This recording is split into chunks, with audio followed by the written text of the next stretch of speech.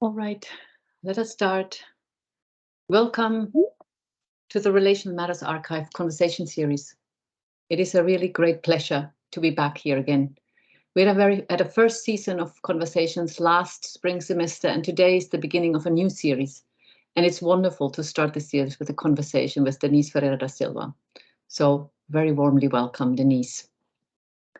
Before we start, a few introductory remarks. First of all, my name is Katrin Thiele. I'm the initiator of this project, and otherwise I'm teaching and researching in the Grad Agenda program at Utrecht University. And here with us is also Ida Hillerup Hansen, PhD researcher at Utrecht University and co-organizer of the Relational Matters Archive. Ida will oversee the technical details for the session today, and also moderate the session's chat, which can be used by all live participants. Ida, do you want to say a few words about that? Yes. Hello, everyone. Today, as Katrin said, we start the second season of this project, and it's really good to be back. So all conversations are recorded, and they will be available online in the Relational Matters Archive on the webpage, where you can also go and learn more about the project. And each conversation is loosely structured around the same 3 questions. And it will last up until about 45 minutes. And then we have a Q&A for around 10 to 15 minutes, which, as Katrin said, I will moderate, or I will raise as many questions that you share in the chat as time allows us. So please, we encourage all of you to do so, to share your questions and thoughts. Yeah, with that said, please, Katrin and Denise, go ahead. Yeah, let me continue still with a few more words from my side before we start, reminding ourselves again about the aim of the Relational Matters Archive, the work it hopes to do, and then also introduce to you today's interlocutor. The Relational Matters Archive aims to collect insights and divergent practices dealing with relationality as a starting point for research inquiries and ways of living. The archive is part of a project in which 2 claims are interwoven in an attempt to engage with and attune ourselves to today's planetary condition. On the one hand, an engagement with relational matters, which expresses an insistence on the interactive and messily entangled conditions of current times. And on the other hand, the statement that relation matters, meant as an ethical political wager to become more literate and more carefully attuned to what entanglement as living condition implies. That is, what does such a claim ask from us when living it? It is important for me to emphasize that to take a relational point of departure does not propose relationality as a solution in itself. Rather, these conversations around relational matters want to inquire what relationality means in specific contexts and on different scales, and how a relational approach could offer significant insights to what is happening around, amongst, and within us. I look very much forward to having today the great opportunity to converse with Denise Ferreira da Silva. Once more, welcome, Denise. It's so good to see you again. Such an important thinker and practitioner of relational matters in my eyes, and it's a great honor that you kick off the season with us. To say a few more words about Denise Ferreira da Silva's work. She's an academic and a practicing artist, a full professor in the Institute of Gender, Race, Sexuality and Social Justice at the University of British Columbia, Vancouver. I believe you were the director. You're at this moment no longer the director, if I have checked this correctly. Your work addresses the ethical political challenges of the global present and is known to many of us. From the first book, The Global Idea of Race, that came out in Minnesota 2007, to her most recent book publication, Unpayable Debt, which I have here, wonderful book in Sternberg 2022. And of course, throughout many seminal articles and edited volumes, a primary concern of Denise's work lies in the combination of tackling critical matters, such as female genital cutting, global migration, police brutality, and Black political mobilization, with the development of a critical strategy that highlights the centrality of raciality in modern post-Enlightenment thought. Her work draws from post-structural thinking, feminist theory, and psychoanalysis, and she offers in this work this work offers a radical critique of liberal and contemporary critical theorizing, as it seeks to capture how raciality operates in the global, and that is juridical, economic, and symbolic in Denise's work configuration. In pursuing this way, Denise's work seeks to open up new venues for the theorizing of global justice. At the same time, Denise also practices as an artist, a curator, a filmmaker, and much more. I here just want to name 2 films, Serpent Rain from 2016 and Four Waters Deep Implicancy from 2018, which he did in collaboration with Arjuna Neumann-Newman. And last, I also want to name one of her artistic practice that seems to me so fitting to our conversation for this archive, namely the relational art practice, poetical readings and sensing salon, in which for many years she collaborates with the art maker artist Valentina Desideri, and that salon has traveled to many different art and intellectual spaces to provide reading sessions, seances, and performances. I, of course, very much hope that we hear a bit more about this practice of poetical reading and sense making in our conversation today. So, having said all that as a warming up, let us begin maybe really with the first question that in this archive on relational matters gets us started. Denise, how does relationality actually figure in your work? From which angle are you engaging with relational matters? And I would love to give you the word now. Thanks so much, Catherine and Ida, for the invitation to be part of this amazing program and for being the first one. And it's amazing that to see all of you of the names here and in my computer. Yes, of course, good evening to everyone. I'll try to make it as straight as an answer for the question as possible, because I think what I have, the ways, maybe that's the best way for starting. As responding to the question, which is that entanglement, relationality, the ways in which it informs my thinking is actually by enabling, by dealing with complexity in ways that straight line kind of thinking does not allow. So that's why I'm saying it's almost impossible to decide on what would be the starting point, because the starting point could be anywhere and everywhere in the constellation. And in that constellation has both my academic writings and then the films with Arjuna and the poetical reading, sense and salon practice with Valentina, and then also, existence as we know it, the thinking.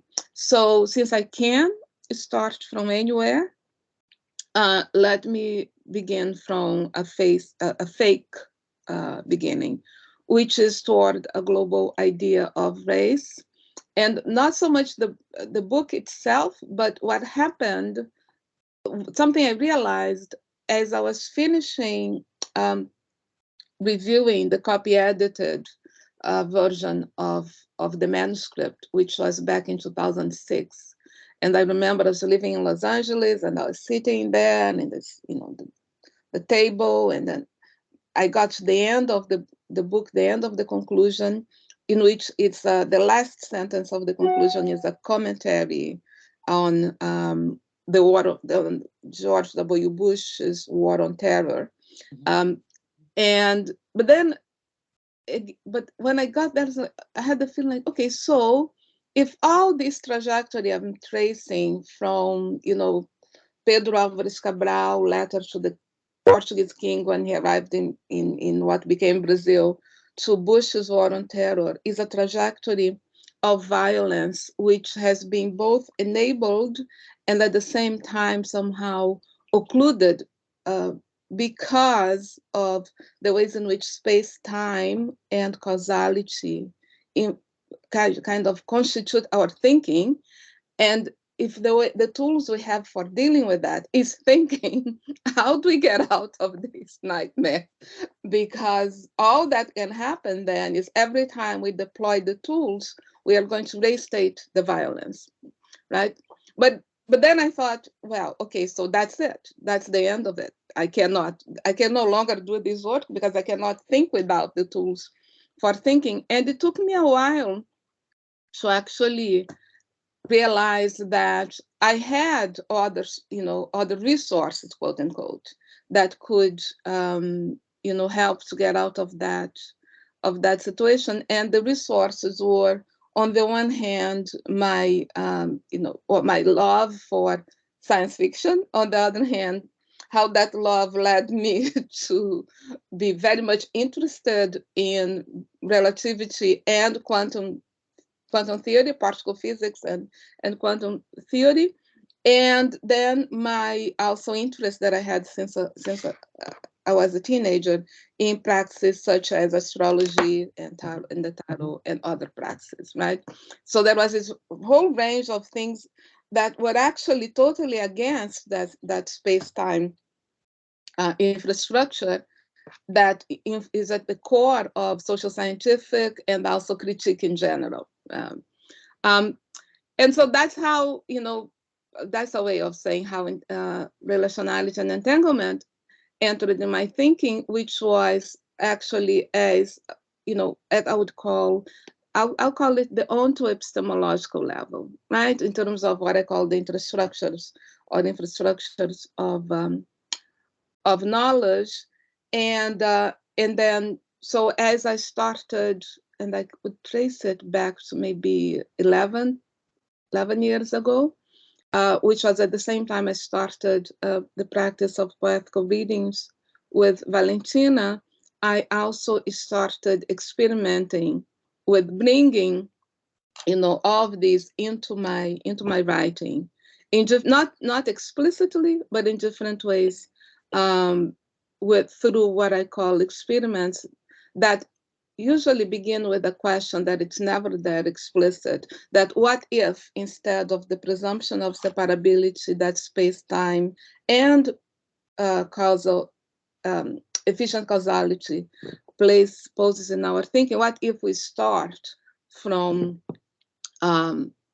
somewhere else, from the assumption that everything is not like, does not follow, or everything and each and every existent thing, that they do not follow the model of the body, right? In the ways in which the concept of the body, as it has informed the Kantian program.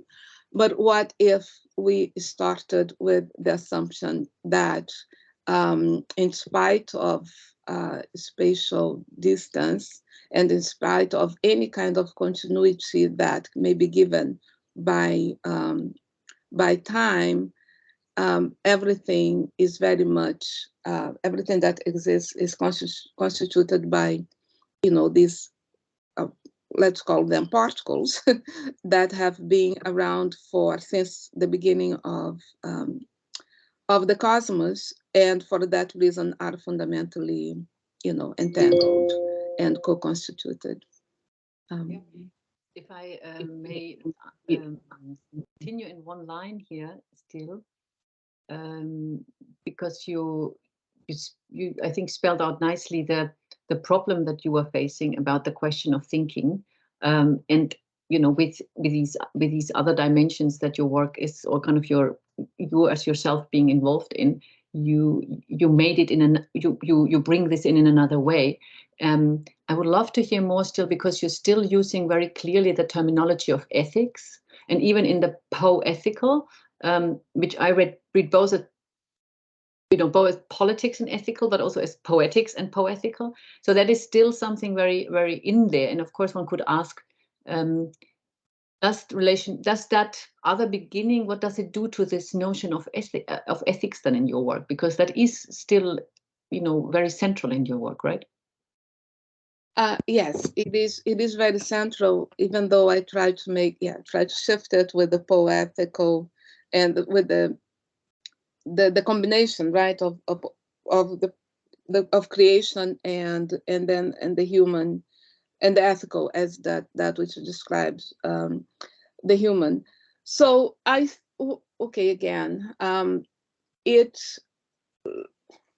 me continue in the same way through the work done in Toward the Global Idea of Race. So one of the things also that I learned while I was working on on that book is how the ethical and the ethical, the juridical, and the scientific, they had a similar trajectory in modern thought, in which maybe not so much from the very beginning, but at some point in the beginning of the 18th century or the late 17th century, it became almost a matter of a choice, right? So, and then when you get to the early 19th century, Fichte actually says, I choose morality as a point of departure. But as you trace, there is always a choice, and the choice is one that presumes that obviously the choice is imposed by the centrality of freedom in the definition of in the qualification of the human on the one hand, and then I can only say the necessity of necessity in order to sustain the human's claim to knowing everything. Yeah. So that imposes these, but then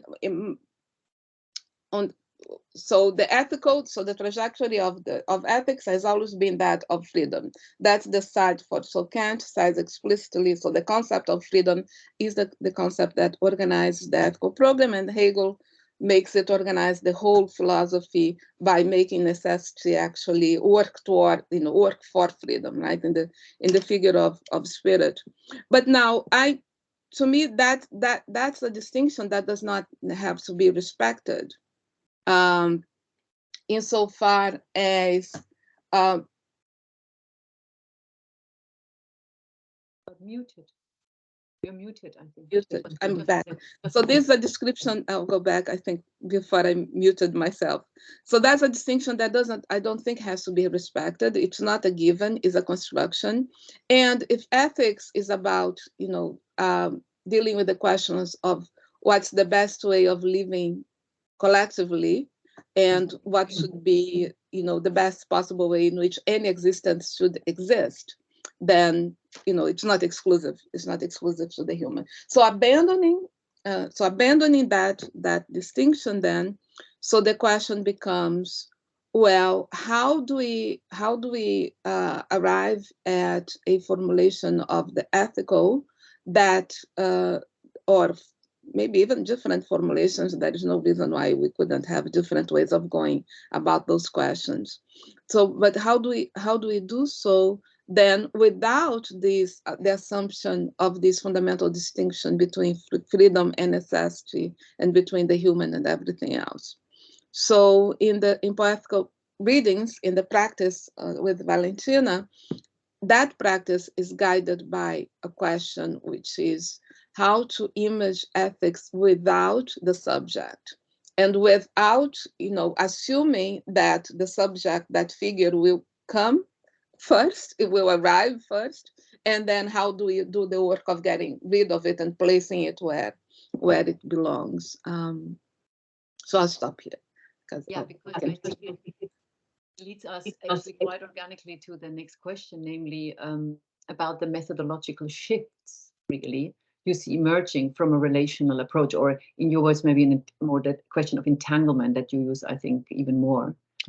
So both in your research and also your artistic practice, if I may ask. So the method, a little bit more exactly on the how-to, maybe, or what you see shifting when you do the practice also, and you do your thinking otherwise.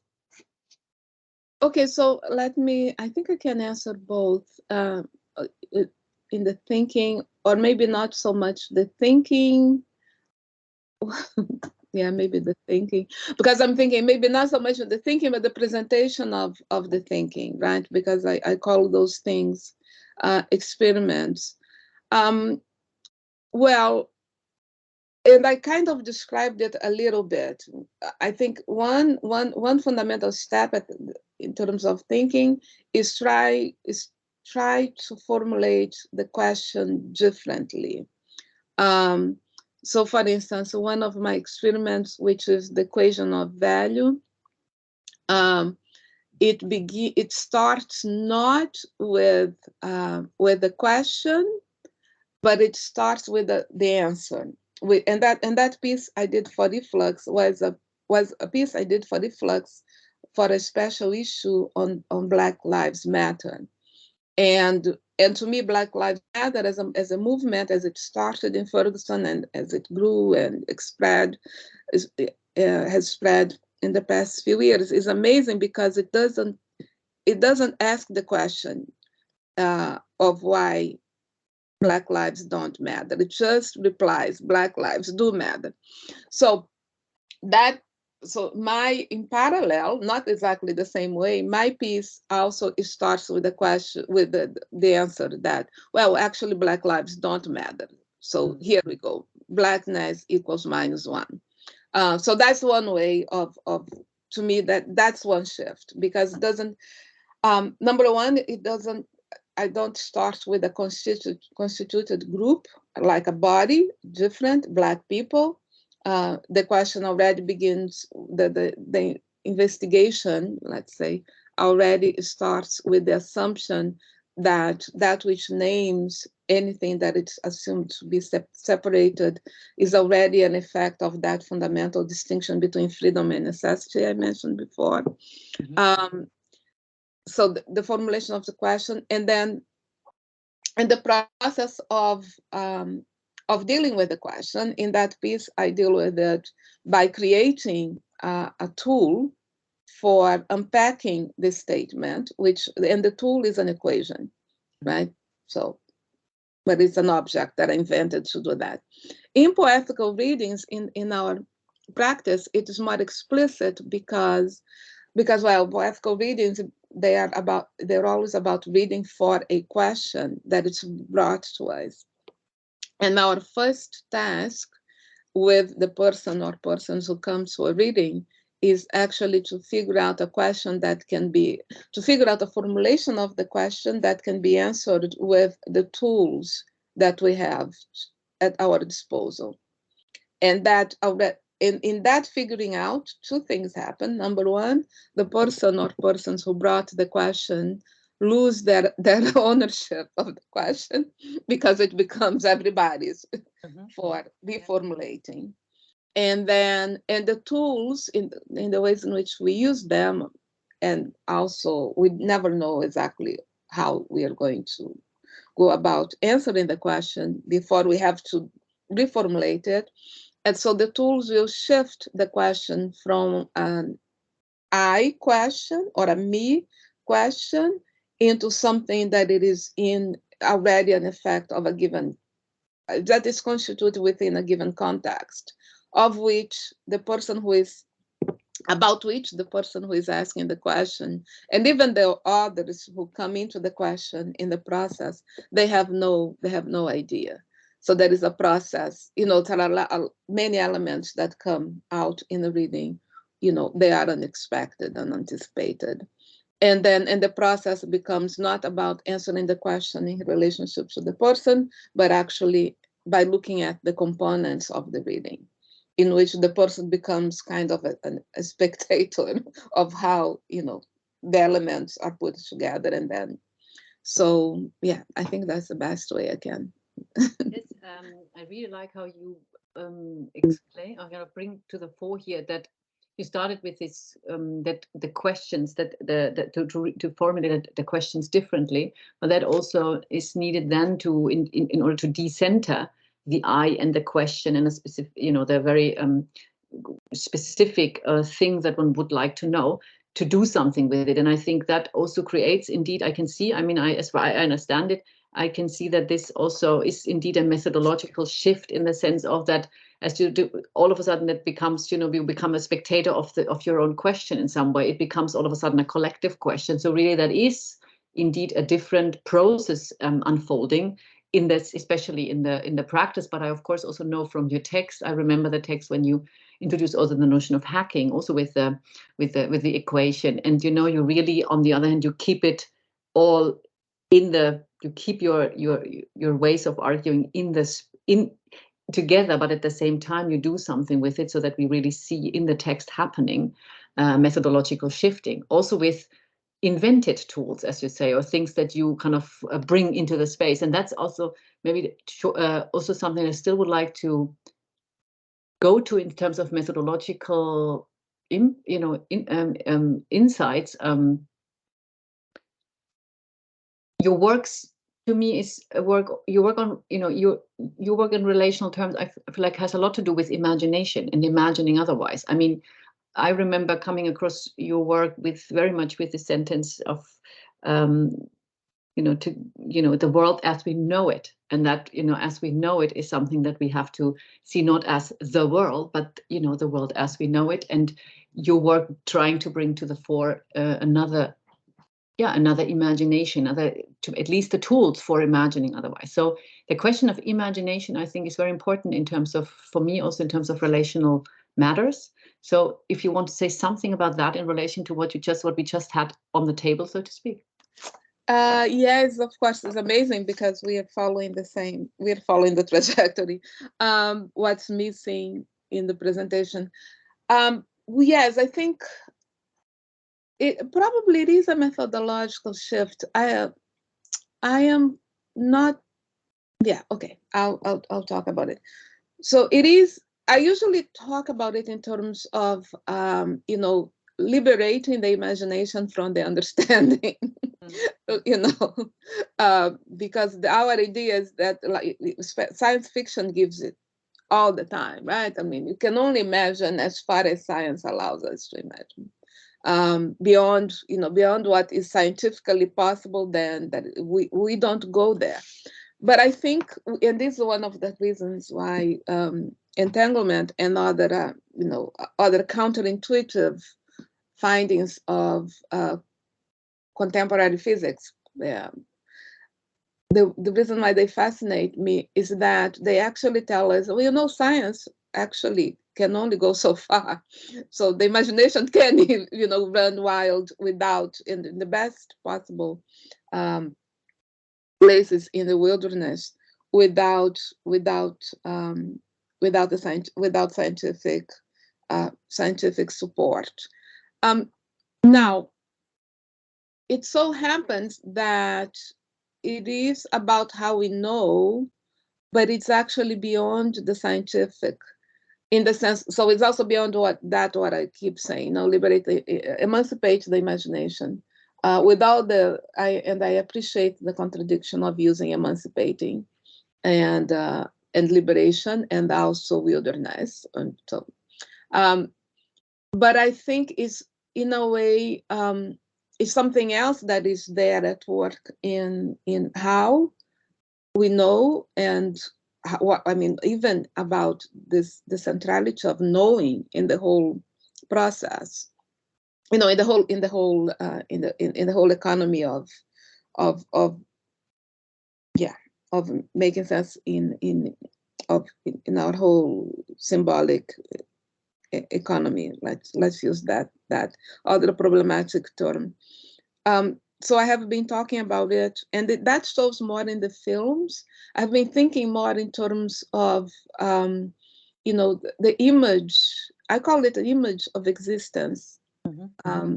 That is there prior to even the formulation of the question about anything, right? The very image of all that exists and all that happens that inform us. So it's a shift. Then let's call it it's a metaphysical one, but it's not metaphysical, because to me that the image that the image such as corpus infinitum is very material. Maybe it's metaphysical because it's beyond the distinction between the physical and something else. And what is beyond it, because there is no beyond matter. It is also, again, and the films also make it appears more in the films. It's also more about how we go about describing existence. So I don't use entanglement. I use deep implicancy as a descriptor for existence itself. As opposed to then, separability as a first descriptor. But then more in terms of method then, so reading, and I use reading as, to describe what I call a Black feminist radical praxis. And reading in obviously is very much inspired by Walter Benjamin's idea of reading, which it's a reading, which is kind of like the astrological reading. Yes. Yes, But exactly. reading also as part of the process of existence itself, and not as separate, right? So which is that, and I say as part of the process because what precedes reading is the attention, right? You attend to something, and you attend to something. Then, of course, you could begin by, okay, you attend to something and you try to figure out which concept, can comprehend it. But what if the attention, and then I think that's where, relationality is crucial. But what if attention is not about apprehending, but it is about actually, just spending time with that which is there in such a way as to be able to see not only a thing, but also everything else that is, that is there. So, for instance, I have this example of the banana as as an excellent, reminder of those of how everything is there in one thing. So the banana is a unit for measuring radiation contamination, right? So the potassium is still active in the banana. So its quantic qualities are very much in use. But the banana also has that same potassium in the banana has this organic function which helps our hearts to function. Right, we need potassium, and that potassium was created in supernova, I don't know, 10 billion years ago. It's the same potassium, and the banana is everywhere thanks to the Portuguese who went to Southeast Asia and brought the banana, everywhere. So the banana is very much implicated in the colonial, in our colonial constitution. So you look at a banana and you can, it's all there, right? So, but usually we don't look at anything in this way. You always ask one specific question, and it is as if the thing is separated. But no, it's all in the thing. So that's, to me, that's what reading is, right? I call it fractal thinking, but it is about attending to all the elements that are there instead of asking the question of what is the one cause for this one effect, which is how we think usually, right? What is the concept that will allow me to explain that one thing? Yeah, and I like very much that when we think it in together, that you by that also really do liberate imagination from that we have to imagine forward or imagine something otherwise, but actually becomes an idea, it becomes a sensing of an attending that nonetheless is capable also, indeed, as you described with the banana, to actually be in the here and but also in relation to different times and places and scales. Wonderful. We have to, I think, move to our last question, otherwise we won't make our time. So what kind of dangers or tensions or also limitations in taking relationality as starting point, or in your case, as kind of very much what to start with in your research or in your praxis? We also attend to that. Well, I think the main limitation is that I don't think you can just shift, like let's just image everything otherwise differently relationally as opposed to separate whatever without, and then it's all done and solved, and we're going to live in a different world, and and it'll be. So I think it's important that we acknowledge that these tools for thinking and the math and the procedures that are there, and the presuppositions that are there, they have been very productive, and they have been productive and efficient precisely because they have never been separated from the needs of global capital. But then at the same time, but I'm not advancing a dominant ideology thesis, because I think they have been productive. So we exist as such. And so by that, I mean, we cannot let go of the critical aspect of it. I think it doubles the work. So there is a critical work to be done at the same time as something else is to be brought. So it makes the task more difficult, right, and more complex. So I guess my answer is, we can't take shortcuts. It's more work to be done, and with the risk of carrying on something. So I joked about my use of emancipation and liberation and wilderness. Those meanings don't go away, right? I may be talking about the wild in some other sense, but I'm sure there is some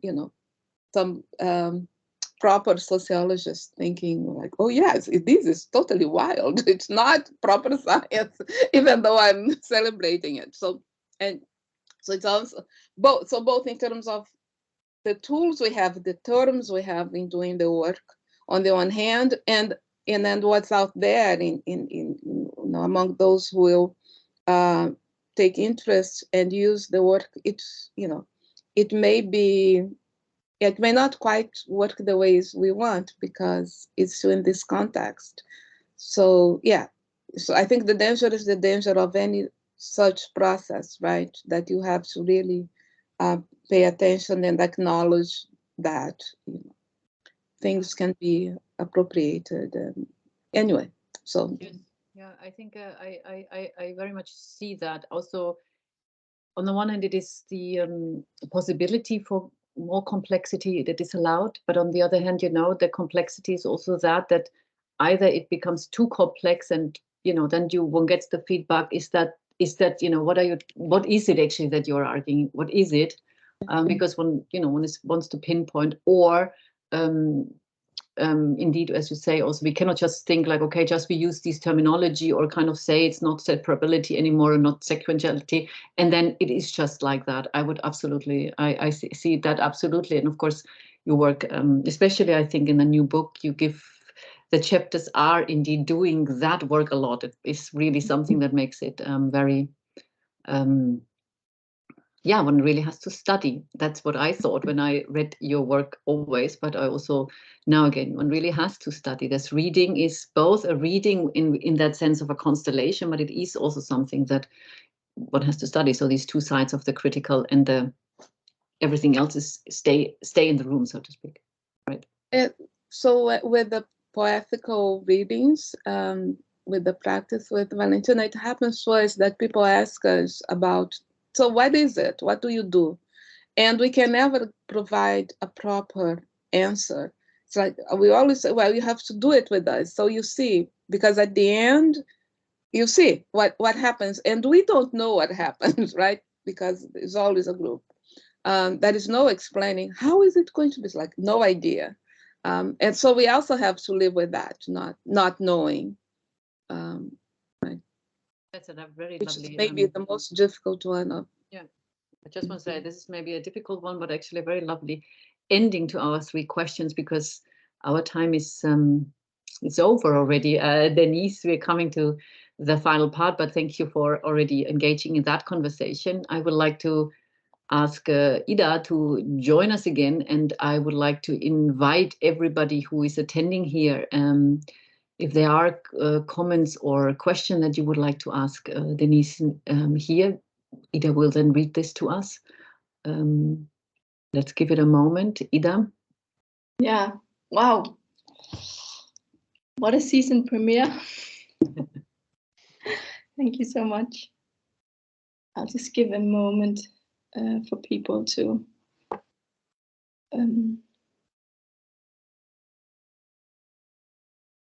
share their questions.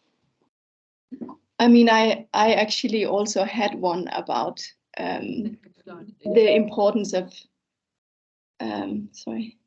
imagination, or what you write, Denise, in the text that you shared today about imaging another world beyond this sort of grip of certainty. And my question was also just in view of your art practice.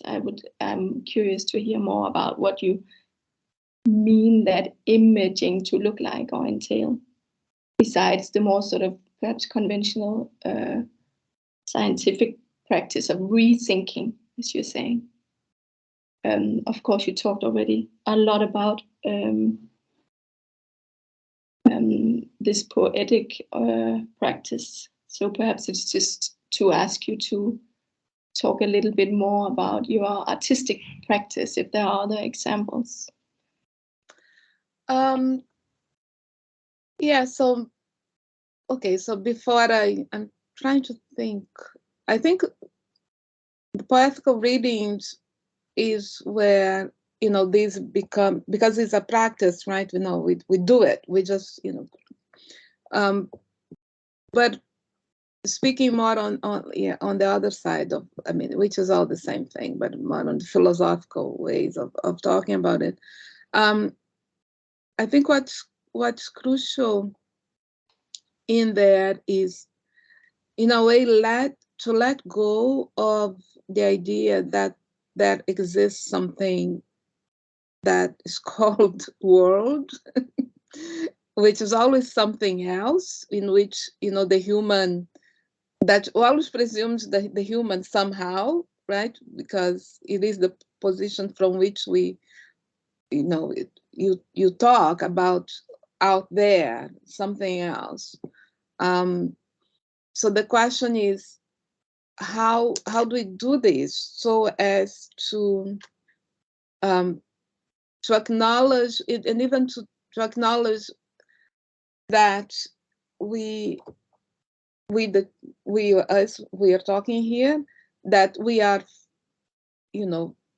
just like everything else in this, everything else that exists, but not only at one particular moment, but actually, in the very large scheme, where there is even the distinction of moments in which it becomes meaningless, right? Sometimes I try to, do the exercise of having that, of imagining, of having that image, and I just like, okay, this is something, because then it becomes, you get lost. Mm-hmm. And one thing that goes away is the focus on one thing. And I think the idea of a world allows us to assume a position and focus in a way. So there is such something, and the image is one of a surrounding, isn't it? That is a position. So there is a surrounding. And then from that position, you can focus on the surrounding, but to always be a surrounding, meaning that we're actually focusing on the central point, or you can zero in. So, but what if not that, right? What if actually, instead of having a surrounding, you just start with a little dot and then all the other dots around it. So the image of the planet Earth in the cosmos. So that's the image. Mm-hmm. Mm-hmm. That, if we think like that image preceding everything else. So I have an experiment that I try to play with it, which is just, so instead of having the surrounding, the circumscription, you just assume that, that is this whole thing is occupied by things that are vibrating and just releasing, photons and, just there. So, and then focus on what's happening to the things and in between them, instead of focusing on the whole. Thank you. I'm just gonna read out loud a question from Domi, who wonders if you can say more about what are the conditions of possibility, if any specific ones, for that attending to happen. Attending quotation marks. The conditions of possibility are given. Maybe if we don't ask the question of conditions of possibility, but maybe if we ask the question of maybe what kind of or maybe we end up at the conditions of possibility, but the question of what would take for us to do that attending. As we are, as we can see now, the effects of global warming don't seem to be enough, or at least in terms of how we go about thinking how to deal with it. It appears that we are going to basically return to old. We have returned to age-old strategies, such as looking for different sources of energy. So you go and you extract lithium again. So you return to indigenous lands and you expropriate them again, or you return so lithium and then other energy sources. So we know that catastrophes are not going to do it. So maybe what will take is like just doing it, just paying attention. So, and now I think in regards to global warming, it's very serious. All those solutions that they talk about at COP26 and then 27, the latest one, and that, many of us invested, they're all old colonial solutions that will probably make it possible for some of us to continue to do some things, but at the cost of further violence, right? So if we attend to that, right, in this context specific, I think that's already a shift, right? So maybe that's what it takes, just doing it, and it's not very difficult, really. And I wish I could say more, but I know we don't have time, so I'll be quiet. I'll finish. If you have one more question, I think we can ask, but then I think slowly we have to. But one more question, at least. Yeah, this is from Morena, if I pronounce it right. Your work greatly influenced and informed my master thesis on cancel culture and its relation with queer film. Considering your work with film, I was wondering if you could please share any insights on how the filmic language, or what about the filmic language specifically, can allow us to imagine otherwise beyond separability. Thank you for the question, because that is something that sound and images do together that I find it is untranslatable, in the terms that it would take, 1,000 pages to figure some things that in Sweet Breath, for instance, the latest film we have, it's just there in a sequence of images of the sand dunes in Death Valley and Nina Simone, and some footage from Hiroshima, Mon Amour. We have that just like takes, and it's always at the level of, as in terms of affect, right? How, and this is something that, I always fail to describe it, because I know exactly why Arjuna and I decided that we wanted these effects, but we wanted one piece, the other piece, but then when they come together in the full editing, what happens is something that wasn't anticipated. And I think that's what, the film as a composition allows you to do, even though you have every piece in your head, but it comes together in such a way which has to do with their own sensibility. And then in the case with us, it is a collaboration. So the films always escape me because they are also always about the two of us. So in a way, they are there. They are that kind of entanglement, right? In which I can see some things. Oh yeah, I said that. I'm gonna suggest that, but then eventually, like, no, that is that is something else that comes out in there. Yeah. Like a little bit what you said also about the reading and about the the poetical readings. That's lovely what you're saying. Do we have time for one more question, Ida? Yes, this is from Nina, who writes, so inspiring, thanks for the talk. Could you say more about the I becoming a spectator? But what happens to the corporal affectivity of that I? Would you, in your poetic writing, deal with the shifts, entanglements involved in bodily co-becoming with the world?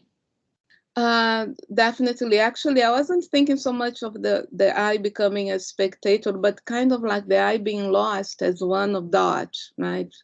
Being dissolved as one dot among many dots and no longer being the center. But the image, you call it bodily co-becoming.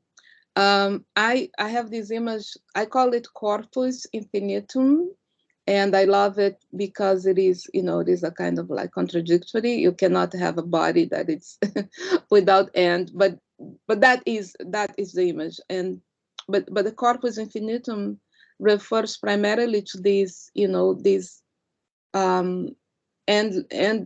endless redecomposition of elementary particles that is space-time. And so it's not even so much about, if it is about becoming, so the becoming, it is also about the same thing becoming in different ways as part of so many different things when you look at it from this cosmic distance, right? So it is a co-becoming, but it's also, imagine the particles in your body becoming in particles of different other things, across space-time, all at the same time, right? Because if the farther away you are, the less the time just eventually, this linear moving thing idea we have of time doesn't make sense anymore. So co-becoming in that sense, which means also becoming many, right? Becoming infinitely many of the same thing. Thank you so much. I think also that was a wonderful closing word for this Relational Matters Archive session number 1 in this second season. Thanks so much for being here, Denise. It was a pleasure. And also to all of you, of course, the live audience. Please do stay tuned to what comes next from us. The video, if somebody wants to watch it again, will be soon on our website at the relationalmattersarchive.nl, as Ida already said. And the following conversations we plan for in March, and that is why I'm very happy that Nina asked a question, because it will be hopefully with Nina.